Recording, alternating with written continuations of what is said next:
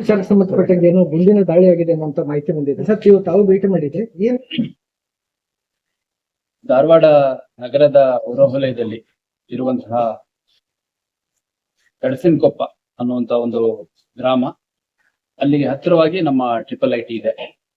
ಅಲ್ಲಿ ಒಂದು 3 ಎಕರೆ ಜಮೀನ್ ಏನಿದೆ, ಆ ಜಮೀನು ಡೆವಲಪ್ ಮಾಡ್ಲಿಕ್ಕೆ ಅಂತ ಡೆವಲಪರ್ ಮತ್ತೆ ಲ್ಯಾಂಡ್ ಓನರ್ ಆ ಸ್ಥಳಕ್ಕೆ ಹೋದಂತ ಸಂದರ್ಭದಲ್ಲಿ ಅಲ್ಲಿ ಆ ಭೂಮಿ ಕುರಿತಾಗಿ ಸ್ವಲ್ಪ ಗೊಂದಲ ಇದೆ, ದಾಖಲಾತಿಗಳು ಕ್ವಶನ್ ಇದಾವೆ, ಮತ್ತು ಅಲ್ಲಿ ಪೊಸೆಷನ್ ಅಲ್ಲಿ ಬೇರೆ ಇದ್ದಾರೆ ಅನ್ನುವಂಥದ್ದು ಗೊಂದಲ ಉಂಟಾಗಿದೆ.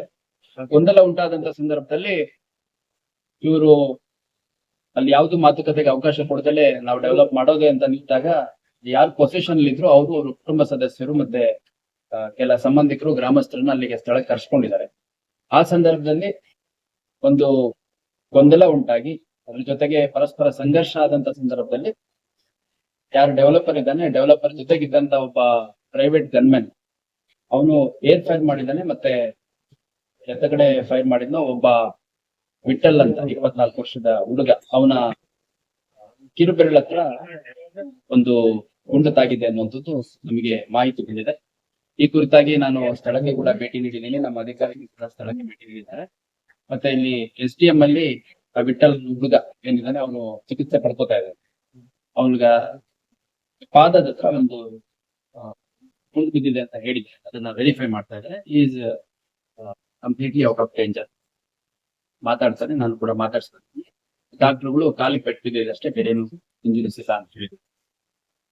ಅದ್ರ ಜೊತೆಗೆ ಈ ಘಟನೆ ಯಾರು ಕಾರಣ ಆಗಿದ್ದ ಆ ಪ್ರೈವೇಟ್ ಬಾಡಿ ಗಾರ್ಡ್ ಅವನ್ನ ವಶಕ್ಕೆ ತಗೊಂಡಿದೀವಿ, ಅವನ ವೆಪನ್ ವಶಕ್ಕೆ ತಗೊಂಡಿದೀವಿ. ಅದ್ರ ಜೊತೆಗೆ ಒಟ್ಟು ಆ ಸ್ಥಳದಲ್ಲಿ ಇದ್ದಂತ 4-5 ಜನರನ್ನ ವಶಕ್ಕೆ ತಗೊಂಡಿದೀವಿ. ಈಗಷ್ಟೇ ಫಿರ್ಯಾದಿ ದಾಖಲಾಗ್ಬೇಕು. ಕಂಪ್ಲೇಂಟ್ ರಿಜಿಸ್ಟರ್ ಆದ ತಕ್ಷಣ FIR ಆದ ತಕ್ಷಣ ಯಾರ್ಯಾರು ಈ ಕೃತ್ಯಕ್ಕೆ ಕಾರಣೀಭೂತರಾಗಿದ್ದಾರೆ ಅವರೆಲ್ಲರನ್ನು ವಶಕ್ಕೆ ತಗೊಳ್ಳುವಂಥದ್ದು, ವಿಚಾರಣೆಗಳು ಪಡಿಸುವಂಥದ್ದು, ಯಾರ್ಯಾರ ಮೇಲೆ ಆರೋಪ ಸಾಬೀತಾಗುತ್ತೆ ಅವ್ರನ್ನ ದಸ್ತಗಿರಿ ಮಾಡುವಂತ ಕ್ರಮ ಕೈಗೊಳ್ಳಲಾಗಿದೆ.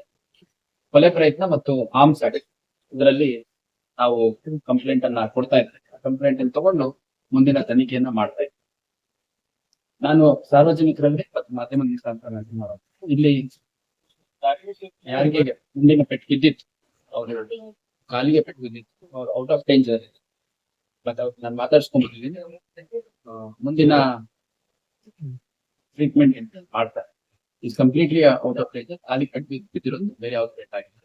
ಯಾವುದೇ ಗೊಂದಲ ಮತ್ತು ವದಂತಿಗಳಿಗೆ ಕಿವಿ ಕೊಡಬಾರ್ದು. ಏನೇ ಕ್ಲಾರಿಫಿಕೇಶನ್ ನಾನೇ ವೈಯಕ್ತಿಕವಾಗಿ ಖಂಡಿತ ಕ್ಲಾರಿಫಿಕೇಶನ್. ಡೆವಲಪರ್ ಹೆಸರುಗಳೆಲ್ಲ ಗೊತ್ತಾಗುತ್ತೆ.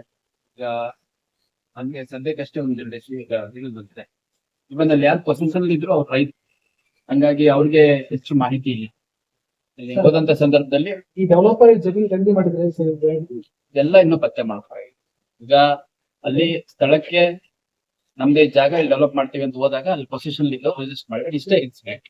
ಅದಾದ್ಮೇಲೆ ಅಲ್ಲಿ ಗೊಂದಲ ಆದಾಗ ಡೆವಲಪರ್ ಜೊತೆ ಹೋಗಿದ್ದಂತಹ ಪ್ರೈವೇಟ್ ಗನ್ಮ್ಯಾನ್ ಅವನು ಬಾಡಿ ಗಾರ್ಡ್ ಅವನು ಏರ್ ಫೈರ್ ಮಾಡಿದಾನೆ. ಮತ್ತೆ ಒಂದು ಗುಂಡು ವಿಠಲ್ ಅನ್ನುವಂತ ಒಂದು ಹುಡುಗನಿಗೆ ಇಷ್ಟು ನಮಗೆ ಸದ್ಯಕ್ಕೆ ಇರುವಂತ ಮಾಹಿತಿ. ನಾನು ಸ್ಥಳಕ್ಕೆ ಹೋದಂತ ಸಂದರ್ಭದಲ್ಲಿ ಅಲ್ಲಿ ಯಾರು ಪೊಸಿಷನ್ ಇತ್ತು ಅವ್ರು ಹೇಳಿದ್ದು ಇದು ಕೊಲೆ ಪ್ರಯತ್ನ ಮತ್ತು ಆರ್ಮ್ಸ್ ಆಕ್ಟ್ ಸೇರಿದಂತೆ ಕಂಪ್ಲೇಂಟ್ ಕೊಡ್ತೀವಿ ಅಂತ ಅಲ್ಲಿ ಅವರ ಪರ್ಚೇಸ್ ಕೂಡ ಇತ್ತಂತ ಅದನ್ನೇ ಹೇಳಿದ್ರು. ಈಗಷ್ಟೇ ಇನ್ನು ಠಾಣೆಗೆ ಬಂದಿದೆ. ಅವ್ರೇನ್ ಕಂಪ್ಲೇಂಟ್ ಕೊಡ್ತಾರೆ ಆ ಪ್ರಕಾರ ಅಗತ್ಯ ಕಾನೂನು ಕ್ರಮ ಕೈಗೊಳ್ಳಿ. ಆರೋಪಿಗಳು ಯಾರು ಏನಾದ್ರು ಆರೋಪಿಗಳು ಈಗ ನಮಗೆ ಸದ್ಯಕ್ಕೆ ಇನ್ನು ಕಂಪ್ಲೇಂಟ್ ಅಲ್ಲಿ ಕೊಡ್ತಾ ಇದ್ದಾರೆ. ನಮಗೇನು ಯಾರ್ಯಾರ್ದು ಹೆಸರು ಹೇಳಿದ್ರು ಅವ್ರನ್ನ ವಶಕ್ಕೆ ತಗೊಂಡ್ಲಿಕ್ಕೆ ಈಗಾಗಲೇ ಪ್ರಯತ್ನ ಮಾಡ್ತಾ ಇದ್ದೀವಿ. ಯಾರೇ ಆರೋಪಿ, ಯಾಕಂದ್ರೆ ಗೊಂದಲ ಇದ್ದಂತ ಸಂದರ್ಭದಲ್ಲಿ ಅವರು ಸ್ಥಳೀಯ ಪೊಲೀಸ್ ಠಾಣೆಗೆ ಬರುವಂತದ್ದು ಅಥವಾ ಡಾಕ್ಯುಮೆಂಟ್ಸ್ ಅಲ್ಲಿ ಇದ್ರೆ ಕೋರ್ಟ್ಗೆ ಹೋಗುವಂಥದ್ದು, ರೆವಿನ್ಯೂ ಅಥಾರಿಟೀಸ್ ಅಪ್ರೋಚ್ ಮಾಡೋದು ಮಾಡ್ಬೇಕು. ಅದ್ ಬಿಟ್ಟು ಅಲ್ಲಿ ಗುಂಪು ಸೇರಿದಂತ ಸಂದರ್ಭದಲ್ಲಿ ಅಲ್ಲಿ ಗೊಂದಲ ಉಂಟಾಗುವಂಥದ್ದು, ಸಂಘರ್ಷ ಉಂಟಾಗುವಂಥದ್ದು, ಅದರಲ್ಲಿ ವೆಪನ್ ಯೂಸ್ ಮಾಡೋದು ಎಲ್ಲ ಟೋಟಲಿ ನಾಟ್ ಅಕ್ಸೆಪ್ಟಬಲ್. ಈ ಒಂದು ಘಟನೆಗೆ ಕಾರಣ ಆಗಿರುವಂತ ಯಾರೇ ಇದ್ದು ಅವ್ರ ಮೇಲೆ ಅಗತ್ಯ ಕೈಗೊಳ್ಳ.